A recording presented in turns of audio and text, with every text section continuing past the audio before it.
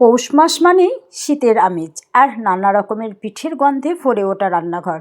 তাই আজ আমি নিয়ে এলাম আমার বানানো রান্নাঘরের পাটিসাপটার রেসিপি নিয়ে। প্রথমে 1 কাপ ময়দা, 1/2 কাপ সুজি নিয়ে তাতে 1 কাপের মতো দুধ দিলাম আর সামান্য চিনি দিয়ে ভালো করে একটি মিশ্রণ তৈরি করে নিলাম।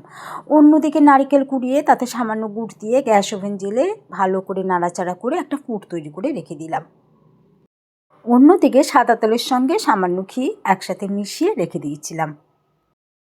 ছেলেবেলায় মাকে যেমন দেখতাম বেগুনের বোটা দিয়ে তাওয়ায় তেল ছড়াতে, আমিও ঠিক সেইভাবে বেগুনের বোটা দিয়ে তাওয়ায় তেল ছড়িয়ে দিলাম।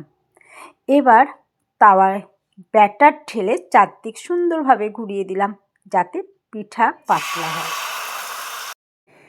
এরপর মাঝখানে নারকেলের পুর দিয়ে খুব আলতো করে আস্তে আস্তে মুড়িয়ে নিলাম আর এইভাবেই একের পর এক পাটিসাপটার পিঠেগুলো তৈরি করে নিলাম।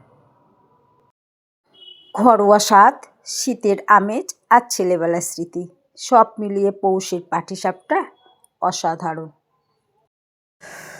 পৌষ মাস এলেই মনে পড়ে যায় মায়ের রান্নাঘর, গুড় আর নারকেলের গন্ধ আর ভালোবাসায় ভরা সেই ছেলেবেলার দিনগুলি। স্মৃতি, আবেগ আর শীতের উষ্ণতা মিলিয়ে পৌষের পাটিসাপটা।